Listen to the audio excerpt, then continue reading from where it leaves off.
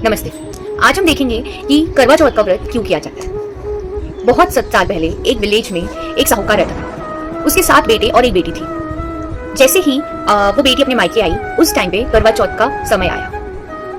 कार्तिक मास के कृष्ण पक्ष में ये करवा चौथ का व्रत किया जाता है। तो सातों भाभियां और ननन ने ये व्रत रखा था। सारे सातों भाई रात को भोजन के लिए बैठे। अपनी बहन को बुलाया कि भाई साहब चलो भोजन तैयार है, हम भोजन कर लेते हैं। उनकी बहन ने कहा कि भाई मैंने आज करवा चौथ का व्रत रखा है, मैं चंद्रमा को अर्घ देके फिर मैं भोजन के लिए बैठूंगी। तो उनके भाइयों को ये सुन के बहुत बुरा लगा कि सुबह से मेरी बहन ने कुछ खाया नहीं और अभी भी वो चंद्रमा की वेट कर रही है। तो उनके भाइयों ने छल से अपने गांव के दूर कहीं पहाड़ पर एक दीपक जला के आ गए और घर आके अपनी बहन से कहा भाई साहब आइए चंद्रमा आ गए हैं। तो उनकी बहन ने खुशी के मारे अपनी सातों भाभियों को बुलाया कि भाभी चलिए चंद्रमा आ चुके हैं, हम अर्घ देके फिर साथ में भोजन करते हैं। तो उनकी बहनों ने बोला नहीं भाई साहब ये कोई चंद्रमा का प्रकाश नहीं है, ये तुम्हारे भाइयों का छल है। क्योंकि भाभियां तो अपने पतियों की करतूत जानती थी, पर उनकी बहन ने अपनी भाभी पे भरोसा ना करके उनके भाइयों के जो प्रकाश उन्होंने क्रिएट किया हुआ था उनको ही अर्घ देके भोजन के लिए बैठ गए। बट द कोइंसिडेंस वाज कि जैसे ही वो भोजन के लिए बैठी, पहले ही उनको छींक आई जैसे ही पहला निवाला उठाया और उनको ऐसे लगा कि शायद मैंने पूरा दिन भूखा रह के इसलिए मुझे अभी छींक आ गई। तो जैसे ही छींकते वो शांत हो गई, उन्होंने दूसरा निवाला लिया। दूसरे निवाले में बाल आ गया, फिर भी उन्होंने ध्यान नहीं दिया। ये भगवान जी का संकेत था, पर हम तो इंसान हैं, संकेत तो समझते नहीं। फिर जैसे ही उनका पूजन कंप्लीट हुआ, एक मैसेंजर आता है।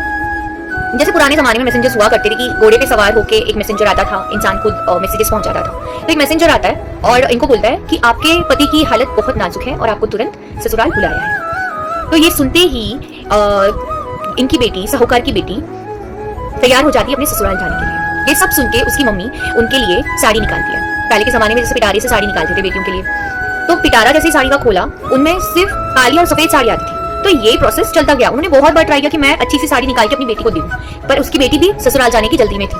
तो इनकी मम्मा ने जैसे ही साड़ी निकाली, व्हाइट और ब्लैक साड़ी निकलती थी, ये भी एक दूसरा संकेत था भगवान की तरफ से उनके लिए कि इन्होंने व्रत सही से नहीं करा है। तो ये संकेत ये वापस नहीं समझी। इन्होंने अपनी माँ से कहा माँ मुझे देरी हो रही है, मुझे पहुंचना है, ये सब आप रहने दीजिए।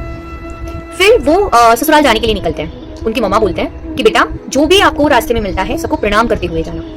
तो ये साहूकार की बेटी जैसे ही घर से निकलती है, रास्ते में जो मिल रहा है सबको प्रणाम करते हुए जा रही है। और जैसे ही वो अपने ससुराल पहुंचते हैं, उनकी छोटी ननन बाहर ही बैठे हुए रहते हैं, उनके पांव छूती हैं और फिर उनकी ननन उनको आशीर्वाद देते हैं, सुहागन रहो, सौभाग्यवती भव और पुत्र भव। ये सुनते ही वो घर के अंदर प्रवेश करते हैं। जैसे ही अंदर प्रवेश किया, वो देखते हैं कि उनके पति का शव वहां अंतिम संस्कार के लिए तैयार था। वो शव के पास जाके बहुत रोती है, रो रो के बोलती है कि ये क्या हो गया, आप मुझसे मिले बिना चले गए।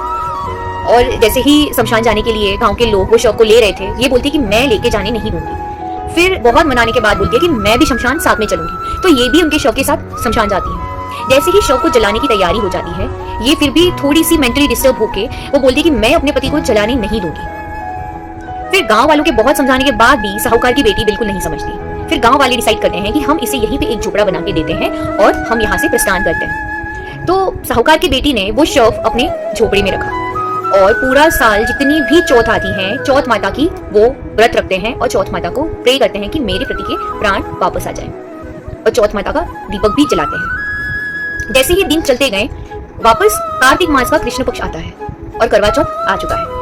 और इस करवा चौथ पे इन्होंने इनकी छोटी ननन से कहा कि भाई साहब आप जब कल आओगे तो मेरे लिए 16 श्रृंगार की चीजें लेते आना और करवा चौथ के व्रत का सामान भी आप लेते आना। तो इनकी ननन घर जाती है और अपनी माँ से कहती है कि माँ भाभी ने ये सामान मंगवाया है। इनकी माँ को ऐसे लगता है कि शायद ये बावरी हो गई है, पर फिर भी बोलती है कि आपकी भाभी ने जो बोला है कल उनकी तरफ पहुंचा देना। तो ननन ये सारी चीजें नेक्स्ट डे पहुंचा देते हैं। तो साहूकार की बेटी 16 श्रृंगार करके तैयार होके करवा चौथ का व्रत करती है, चंद्रमा को अर्घ देती है और चौथ माता का दीपक जलाती है।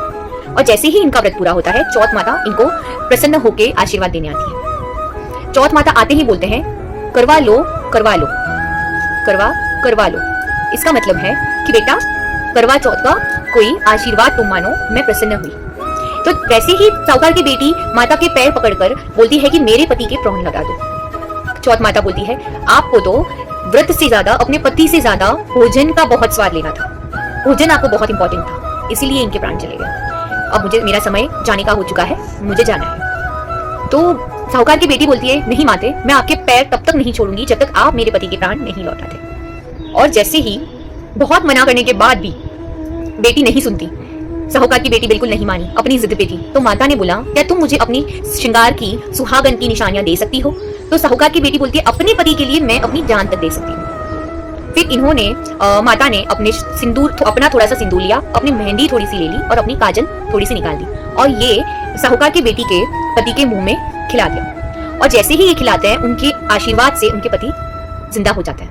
खुशी के मारे प्रसन्न होकर साहूकार की बेटी माता को साष्टांग प्रणाम करती है और बहुत धन्यवाद करती है और इनको प्रॉमिस करती है कि मैं ये व्रत हमेशा अपने पति के लंबी आयु के लिए करूंगी। और जैसे ही ये माता यहाँ से प्रस्थान करती हैं, उनके झोपड़े को महल में बदल के जाती है। और नेक्स्ट डे जब इनकी ननद आती है, छोटी ननद, तो देखती है कि यहाँ पे कोई झोपड़ा ही नहीं है, वहां पर तो एक महल बन चुका है। डर डर के वो उस महल में जाती है और देखती है कि उनके भाई जिंदा खड़े होते हैं।